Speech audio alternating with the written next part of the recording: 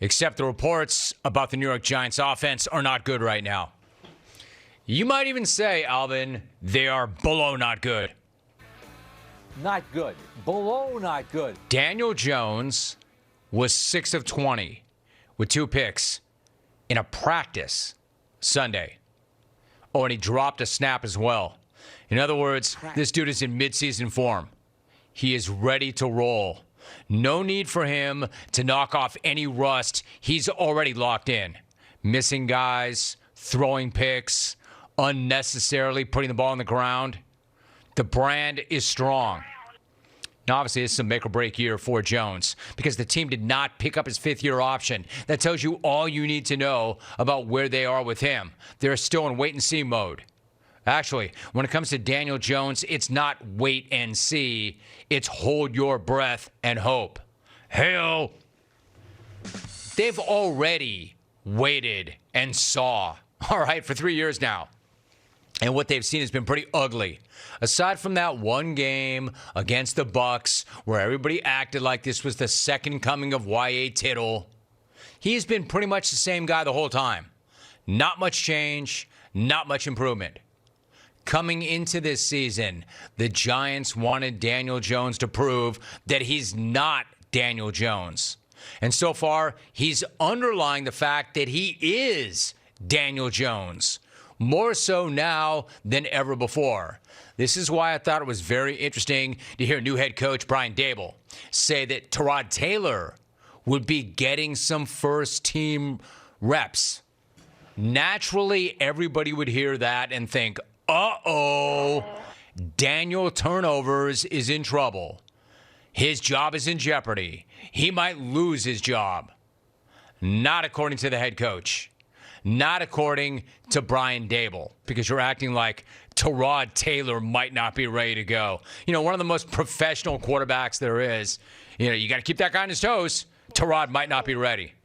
I also love that he emphatically answers the question with a, quote, absolutely not, is exactly what somebody would say if they're starting to think about doing something, and especially something dramatic. You know, as an example, are you thinking about having another dessert? Absolutely not. Are you thinking about having another cocktail? Absolutely not. No. Are you thinking about changing your quarterback? Absolutely not. Okay, let's be real. I don't think you need to be a true conspiracy theorist to believe that Daniel's job is in jeopardy. That's not a theory. That's not a rumor. That's a fact. Of course, Danny's job is in jeopardy. That's what the entire season is about, his job being in jeopardy. If they had picked up his fifth year or had already signed him to an extension, there wouldn't be any questions about his job status. There wouldn't be any thought that his job was in jeopardy, but they didn't do it. They didn't pick up the option, so of course his job is in jeopardy. It's in jeopardy the entire season. I'm just not sure that anybody thought that he would manage to make it an issue in training camp.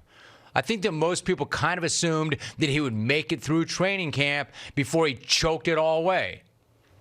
But then again, this is what Daniel Dimes does. This is who he is. And here's the thing. If Danny's job is not in jeopardy, then why isn't it in jeopardy? That's the bigger question. I mean, what? All right, fine. Quote, absolutely not. It's not in jeopardy. Why the hell isn't it in jeopardy? Absolutely not. What? Like bad quarterback play? Do you like fumbles? Do you like a guy who splits the other team's numbers over and over again? Do you know about Ronald McDonald? Do you know about Ronald McDonald? Do you know about Daniel? Do you know that Daniel likes to fumble? Absolutely not. Yep. Yep. Listen. What, you need numbers? We're talking about a guy who's completed less than 63% of his passes in the league. We're talking about a guy who's 12-25 as a starter. We're talking about somebody who's got 49 turnovers in the last 3 years. He's totally reinvented the quarterback fumble game by fumbling it 36 times in 38 games. This dude is literally a walking fumble. So if you're going to sit here and tell me that his job is not in jeopardy, I'm going to sit here and ask you, why the hell isn't it? Daboll might be saying things like, I have full confidence in Daniel. All right, you are the head coach. You would know. But I'm here to tell you, I don't. I'm also here to tell you, you shouldn't. And neither should Jones. If you're the starting quarterback going into a make-or-break year, the last thing you want to hear is that your backup is going to get starting reps. There is no scenario where that's a good thing. And even worse when the backup is Tyrod Taylor. Because I have long maintained that there is not a quarterback in the NFL who gets slept on and disrespected more than Tyrod Taylor. This is not a joke I'm trying to set up. I mean this. I like this guy. I've always liked Taylor because all this guy does is show up and do his job and make your team better. And before you come at me talking out your ass because you have no idea what you're talking about and you don't have the numbers to back it up, let me give you some numbers. Check the numbers he put up in Buffalo back in the day. 20 TDs, 6 picks.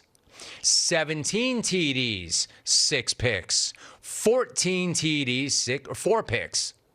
In other words, he makes plays, and he does not crush you and beat you with turnovers. In other words, he is the anti-Daniel Jones. He's everything Daniel Jones isn't.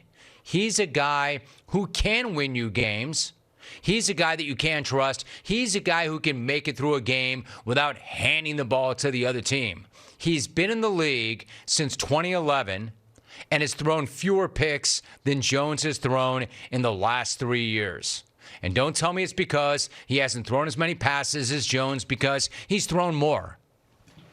And also, don't tell me that Jones has been hurt by inconsistency in the Giants' offense. Taylor's done all of that while playing on 5 different teams with who knows how many different receivers. So if I were Daniel Jones, I'd be worried as hell. The last thing I want to see is a professional quarterback like Taylor getting reps when I'm barely trying to hang on. Taylor might not take Danny's job right now, but don't be stunned if he rips it at some point, sooner than later. Like, some things are pretty much just inevitable. Inevitable.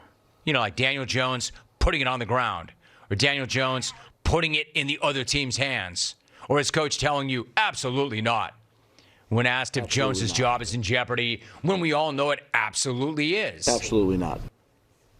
Like, I'm not an NFL head coach, although sometimes I think I could be. I'm not. But I'll play one right here. Yo, turnovers. Grab a clipboard. Enjoy watching Tyrod. Like, Tyrod, and yes, that is how you pronounce his name, Tyrod. Tyrod's a good leader. I would imagine he might even put his arm around turnovers and just get real with him, you know, as a vet, as a leader, as a mentor. And he might say something like, hey, Danny, listen, Mariota did it. Trubisky did it. Hell, I did it. Sit for a year or two and come back a starter with another team.